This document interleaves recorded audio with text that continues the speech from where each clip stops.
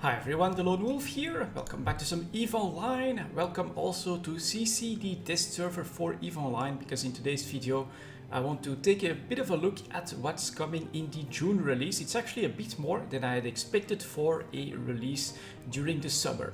So the first thing that we notice, of course, is when we can choose our characters. There is the new scope network window where the current event is going to be shown. What I'm personally hoping is that there will be a continuous rotation of events and that we don't get too big of gaps in between here. But the Shadow of the Serpent is of course the first event through the scope network that should launch in the June release. You can first of all see, of course, a reward window where, depending on the number of points, you'll be rewarded with chips, boosters, possibly other things after this as well. And down here you can see a set of challenges that CCP wants you to complete in order to earn the points. So first of all, for instance, break the Serpentis. You will be rewarded for your assistance in completing a Serpentis sortie site. 0 out of 1 completed for 50 points. The next one is actually pretty interesting. Keep one thing in mind, this is still the test server, and although it's probably close to final, this may not be the final iteration of these challenges. But if we look at Bane of the Angels, it's time to deal a great blow to the Angel Cartel. We have received word that they are particularly vulnerable for the next 24 hours. Make sure that they feel that, kill 200 pirates. So what's interesting about this one is, first of all, you can see that it's timed one. You only have 24 hours, so a single day in the current events window right here. Which should last 6 weeks, 47 days to be precise right here. It also says that the Angel Cartel are particularly vulnerable in the next 24 hours. I'm not sure if they get like a debuff or something, but that is a possibility as well. And of course, the fact that we don't only have to go after Serpentis, but it shows that CCP has a lot of options when it comes to these challenges. Next up, we also have Angel sortie sites to do, or just Serpentis eradication, kill a set of Serpentis pirates. What I don't know is if, for instance, missions count, but I suspect that missions, belt rats, pretty much anything that will yield these types of pirates will count towards this progress bar. So of course this is the first big thing, and personally I look forward to trying to dive into these challenges and to see if this type of PvE can be considered interesting, challenging, rewarding, and if maybe new players can be hooked into the game by this, which personally I do think is a big part of the aim here. So let's dive into the client, and first of all we should get a new animation when we log into space. So let's see if anything is visible here or not. So let's get in here, and I really didn't notice that much different. So basically we still logged in. This is basically what you look like after a mass test when you're cutting it close.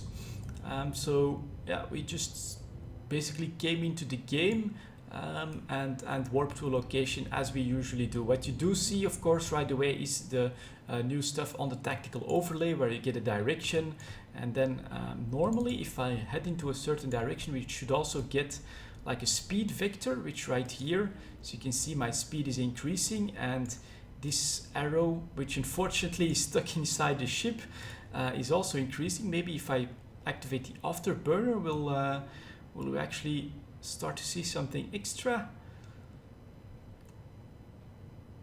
No, we just don't get enough speed for the size of the ship, but we'll take a better look at that in a moment. Let's dock into the top station, so we can also take a look at the new docking animation. So let's get over there. That's the speed vector that's still lagging behind a little bit, and then coming together in the same direction of my ship. Oh, which is cool, which is actually pretty cool, because if it were entirely visible, you could actually also see yourself align towards your warp off point. So that's pretty cool how that actually works. So off we go towards the station. Let's dock up here, and again what you can notice right here is that next to the daily opportunities, no active opportunities, you have the scope network showing you'll be rewarded for your assistance in completing a sortie site. You can then start hunting for that one, and yeah, trying to get to the rewards. What I don't know is if you can, for instance, start working on the Angel Cartel mission without completing this one. That's the sort of stuff that I'm gonna keep for the actual release. But let's dock up here and take a look at the new docking animation. So here we go. Docking permission requested. Docking request accepted. And here we go, you can see your ship is actually heading on the docking platform, and when it looks like that after a heavy test of fighting, then that is pretty cool.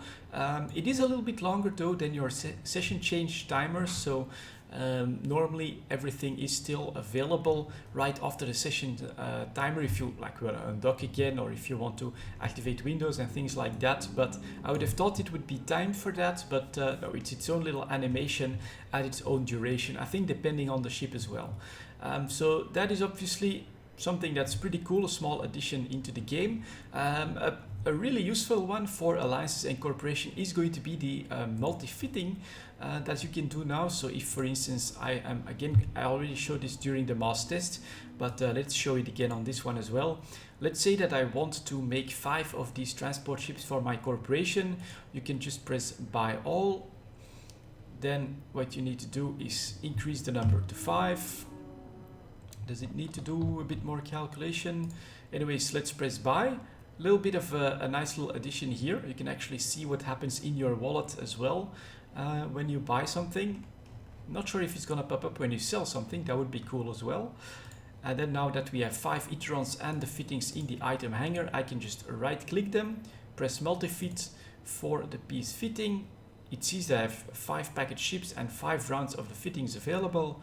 Fit all of them, and there we go, 1, 2, 3, 4, and missing ship or equipment. Not sure what happened, but I just lost one. Okay, interesting. 2, 4, 5. Okay, he found it once again. Are they all fitted? We'll quickly check that. If not, we'll need to make a quick bug report here. So that one is fitted. And there's also an animation when you change ships now. That one is fitted. Good. Yes. Yes. And yes, alright. So at least it works, but there was a bit of a visual bug where I guess one of the ships was missing in the ship hangar for a moment. So that's obviously something that is going to be a great addition for people that do this type of work for their alliances, for their corporations. This will now basically allow them to do this in 1 click rather than 5 clicks for 5 ships, 100 clicks for 100 ships. Very, very handy stuff here. The next thing that I wanted to show you is the new notifications that you get while mining. So let's undock in a mining ship here. I bought a venture to just show it off. This is another small change, just like the wallet pop-up, where you can now see the wallet transactions without having to have it open, without having to go back. As you're doing them, you can now also have a much better look at what's changed in the tactical overlay. So here you get a speed vector and a direction.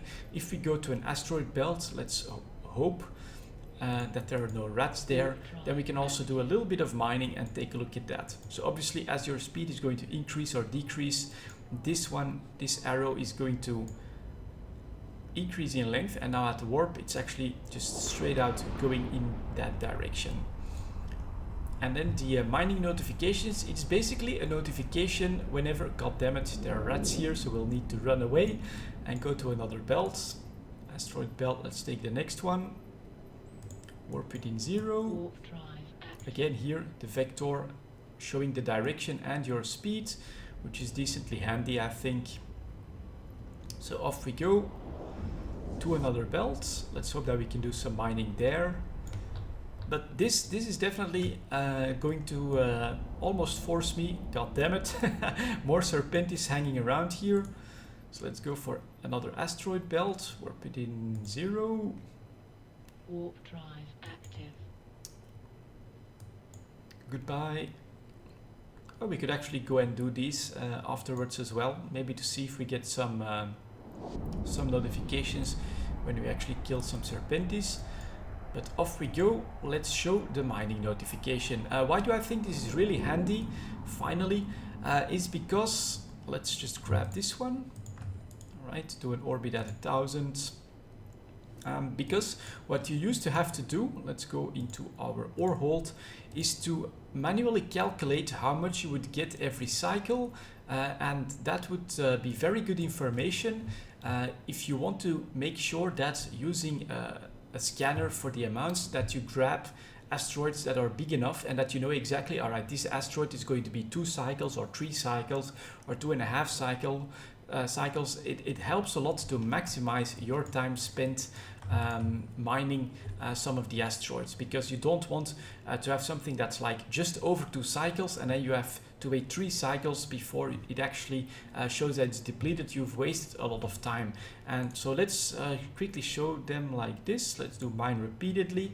Then let's give it like 5 seconds so that it shows every individual mining drone and mining laser will have its own notification. So now that one is started and now this one is started. So of course what you'll probably want to do is at first launch. No, actually I think the individual ones is the best information that you can get, and especially in like a machina where your strip miners actually mine really big amounts, and it's different amounts for every type of ore that you mine. And so this way you now will get a notification right away showing, all right, it is 2000 pyroxeres per cycle of a single strip miner every time. So one that's 10,000 is good for 2 full cycles on 2 miners, etc, etc. So this is going to be pretty damn handy. So we're doing this on this Feldspar asteroid. Another thing that you notice now is your own orbit. That's pretty handy. And if you now select a drone, I can also go and, oh, that's added here.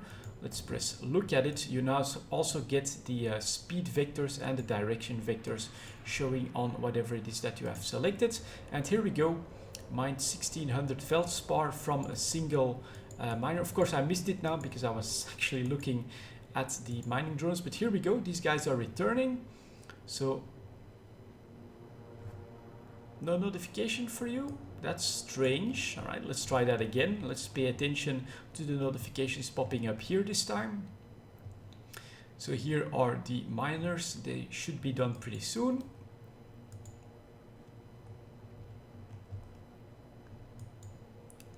Go, do it. As we orbit that big rock. Almost gonna be there. So you can see the cubic meters per second on the miner itself, but it's different then of course for every mineral that ore that you mine. And here for instance 1610 Feldspar, 1 cycle of one of these miners. Second one does exactly the same of course, because you have the same bonuses going. And then let's see if we can spot the mining drones amounts as well. When does this notification pop up? Probably when they take off.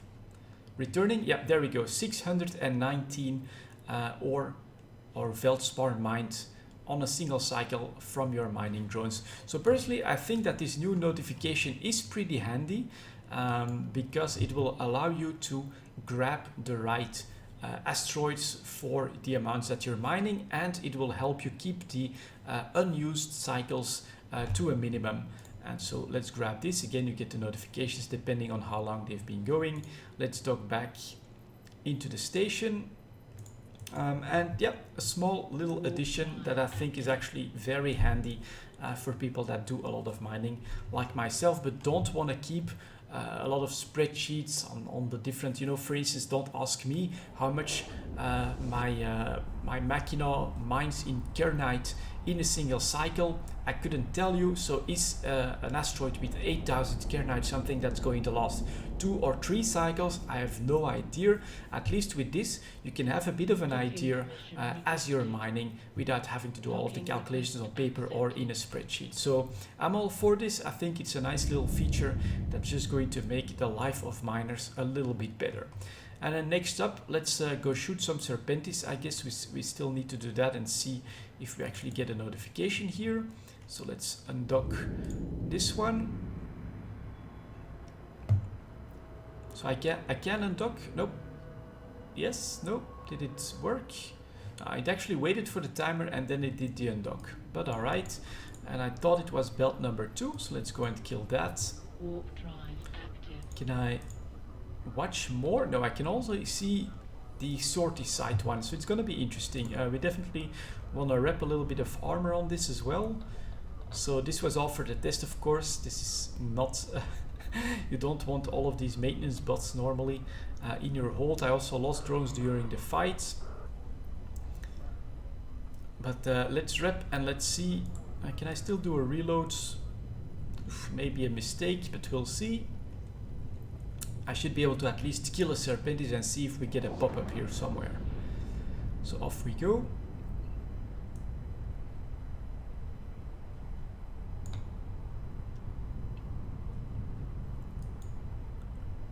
Come on. Slow warp, but gives me some time repping armor back as we land on a medium. So that's going to be a battle cruiser and a frigate, which could be good. Again, selecting the frigate shows its direction and its velocity, not extremely visible like this.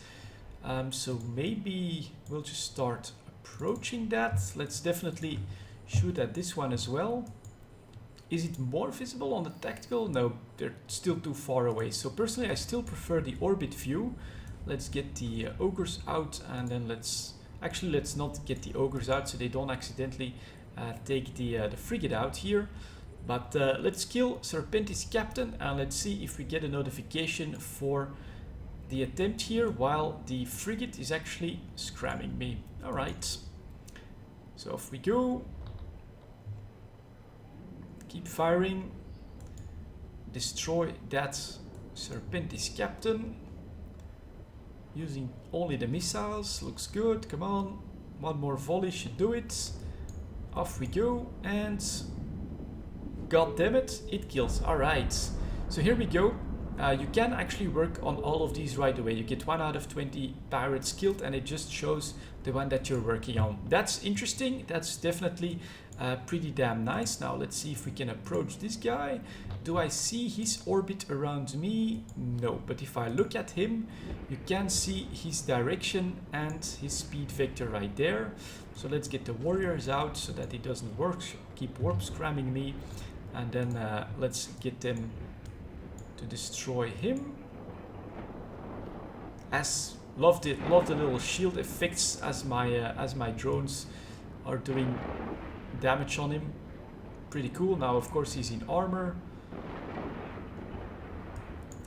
And again with the vector, I think that really good PvP players will find this extremely handy information to have. And there we go, 2 out of 10. So I suspect that in missions this is going to count as well. Personally, I like how visible this makes the current event.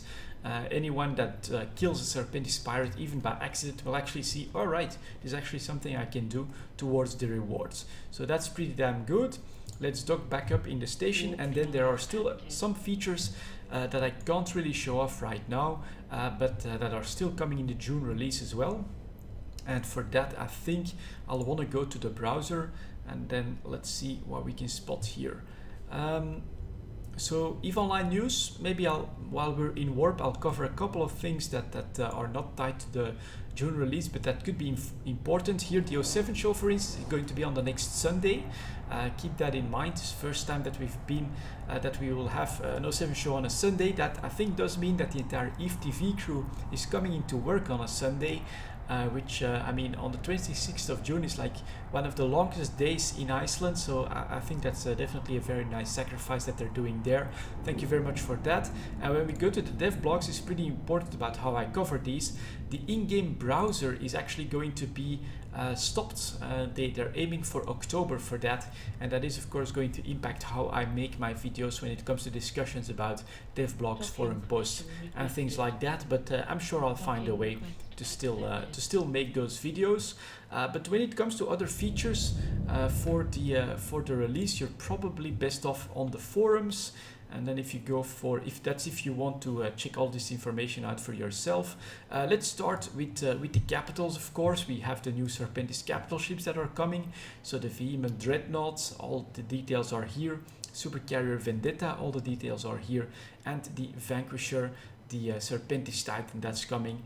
So if you want that information, check it out. That is in the upcoming feature and change feedback center. What you also get here are the capital balancing changes. I didn't know that this was coming, but look at that. It's definitely quite a long list with a Q&A of changes coming to capitals, carriers and fighters, force auxiliaries, and to the dreadnoughts, including some miscellaneous stuff as well. So if you fly these ships, you definitely want to check this thread out as well. Another thing that is changing, that could actually change quite a bit in the game, is legalization of combat boosters. So in the June release, you'll now be able to legally purchase and use the drugs even in Empire space.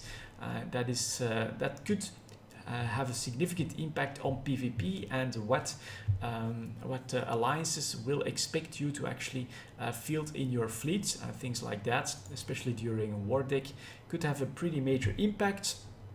And I thought that the rest of it was actually in the test forum feedback, where you could also get a bit of an overview of the June release features. So let's see what we have here. Did I write some of these down? Oh yeah, 8 overview tabs instead of 5. That can definitely help you right there.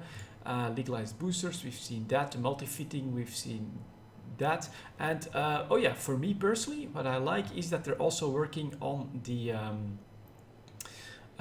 citadels, and you will be able to do direct trading and redeeming of items inside citadels. Where was that? Redeeming is now possible in citadels, direct trade is now possible in citadels as well. So as you can see, this June release is actually packed with a lot of changes, features, new stuff that they're adding.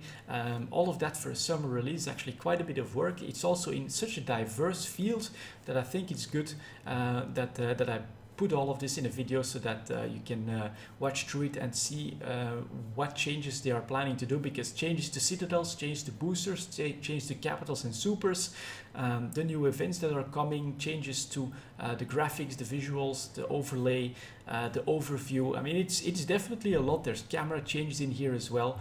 So there you go. A bit of an overview of what's coming in the June release. If you want to read up on all of this yourself, it's of course in the Technology and Research Centers, the upcoming features and change feedback center, very important forum place, and of course test server feedback as well, which are two of the forum channels that I check very often myself. Anyways, that's it for this video, guys. A bit longer than I expected it would be, but thank you very much for watching, and I'll see you all next time.